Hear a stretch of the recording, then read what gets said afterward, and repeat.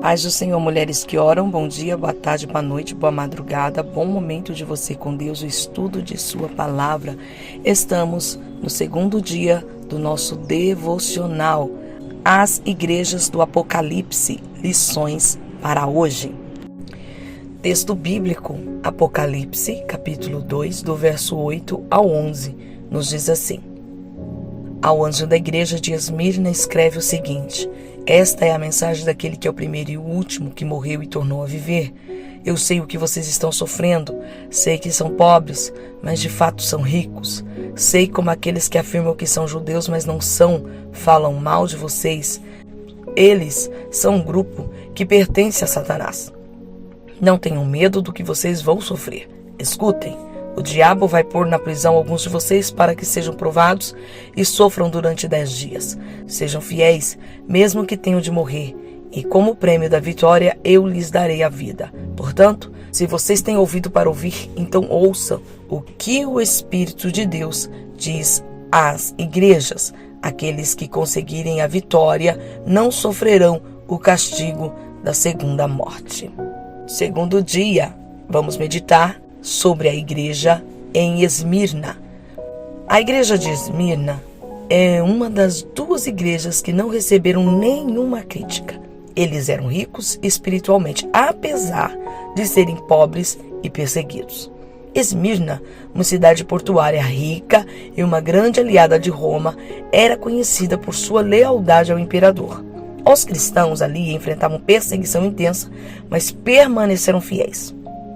Uma curiosidade sobre Esmirna é que é uma das poucas cidades antigas que ainda existe hoje, agora chamada de Izmir, na Turquia. A cidade era um centro de culto imperial, o que tornava a vida difícil para os cristãos que se recusavam a adorar o imperador.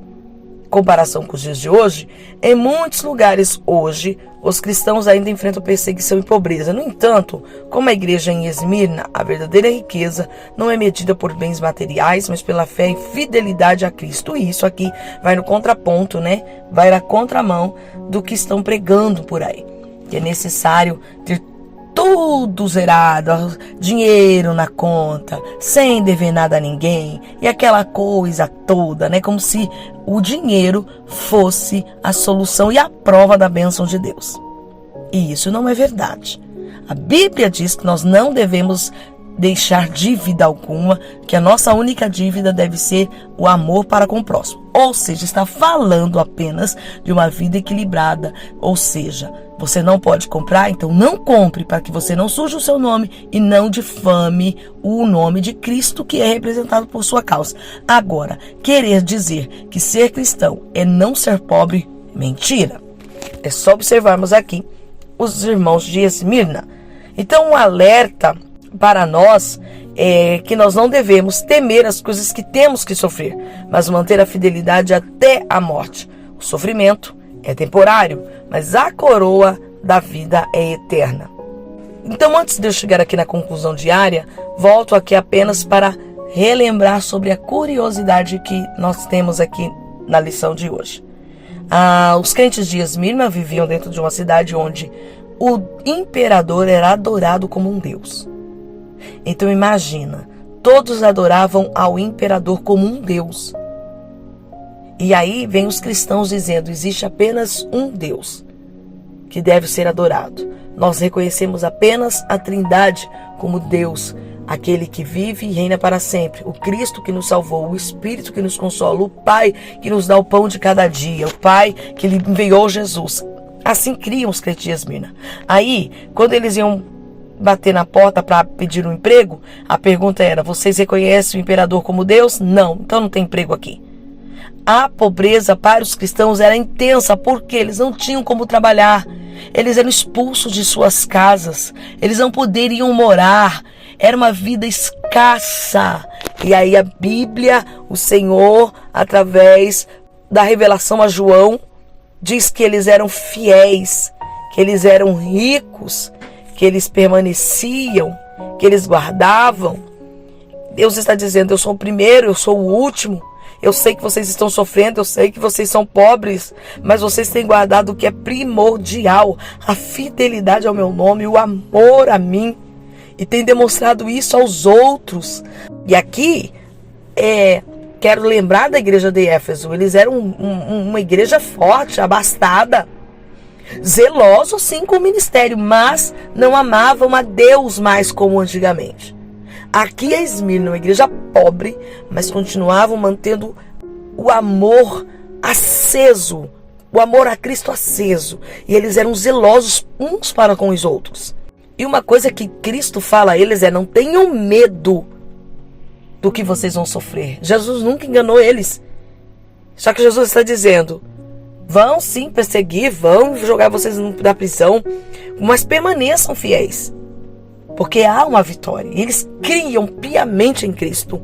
E a promessa é, sede fiéis. Ouça o que o Espírito está dizendo.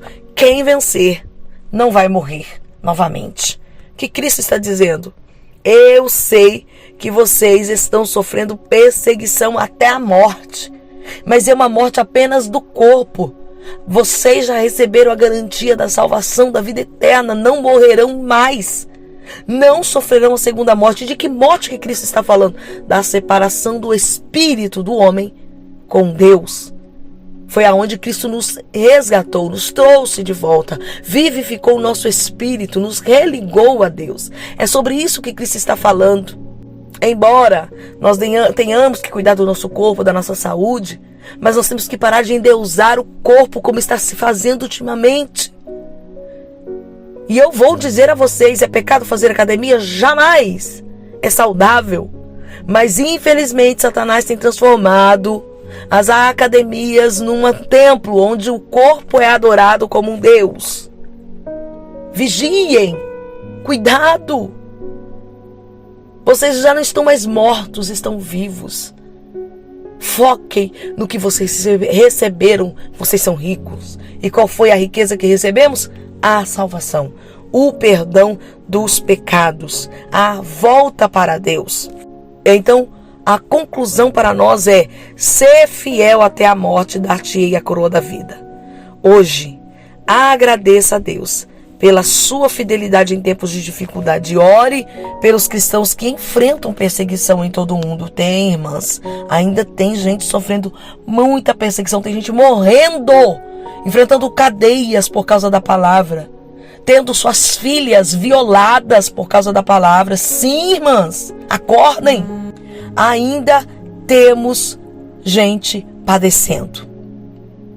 Que possamos ser encorajadas pelo exemplo de Esmirna a permanecer firme na fé, independentemente das circunstâncias. Que Deus abençoe sua vida. Aguente firme a provação que você está sofrendo. Hebreus diz assim: vocês ainda não derramaram sangue, então continue olhando para o autor e consumador da sua fé. Viu como a Bíblia é? Vocês ainda não derramaram sangue, então dá para suportar a luta que você está passando.